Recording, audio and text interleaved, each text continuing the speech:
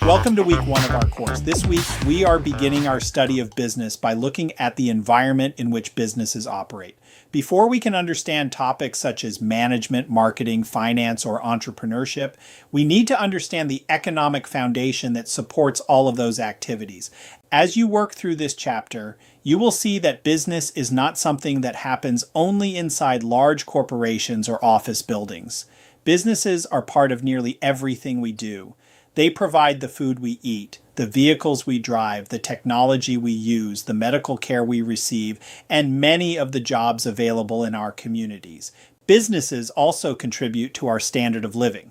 Our standard of living is connected to the amount of goods and services people can purchase with the money they earn. This means that wages matter, but prices matter as well. A person might earn more money in one location, but if housing, food, transportation, and other necessities are much more expensive, that higher income may not provide a better standard of living. You will also examine the relationship among revenue, costs, risk, and profit. A business earns revenue by selling goods or providing services. It also has costs, including employee wages, rent, equipment, supplies, transportation, technology, and many other expenses. Profit is what remains after those costs have been paid. Profit is important because business owners and investors take risks. They commit time, money, and resources without any guarantee that the business will succeed. In fact, the owners are usually the last people to receive a financial return. Employees, vendors, lenders, and other obligations generally must be paid first. This chapter also discusses not-for-profit organizations. Although these organizations do not exist primarily to produce profits for owners, they still need many of the same business skills.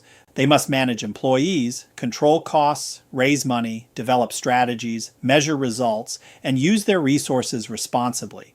A strong business community also supports not-for-profits through donations, volunteers, board participation, and financial sponsorship.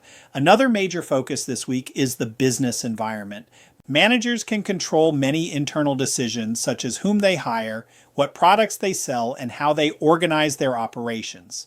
However, they have much less control over external factors. These external influences include economic conditions, technology, competition, demographics, social attitudes, government policies, laws, and global events. Successful businesses pay attention to these forces and adapt. Companies that fail to recognize change can quickly lose customers and market share, even if they were once industry leaders. We will then look more broadly at economic systems. You will compare capitalism, socialism, communism, and mixed economic systems. One of the central questions is, who makes economic decisions? Are resources controlled primarily by individuals and businesses, by government, or through some combination of the two? In the United States, private enterprise plays a major role, but government also influences and manipulates the economy through taxes, spending, regulations, interest rates, and the money supply. This leads us to macroeconomics and microeconomics. Macroeconomics looks at the economy as a whole, including economic growth, unemployment, inflation, and gross domestic product.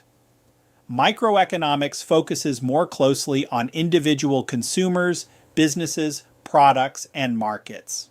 You will also study supply and demand. These forces help explain why prices rise or fall. When demand increases and supply remains limited, prices will generally rise. When supply is greater than demand, prices will often fall. The point at which supply and demand balance is known as equilibrium. Finally, you will examine different forms of competition, including perfect competition, monopolistic competition, oligopoly, and monopoly. You will also consider trends such as artificial intelligence, changing workforce demographics, global competition, energy demand, and technological innovation. As you complete the reading, try not to treat these ideas as isolated definitions. Think about how they connect to businesses you know, the prices you pay, the jobs available in your community, and the economic stories you encounter in the news. These concepts provide the foundation for much of what we will study throughout the rest of the course. I look forward to a fun and educational semester together. Please email me at any time if you have questions about the course content or layout. I am here to help.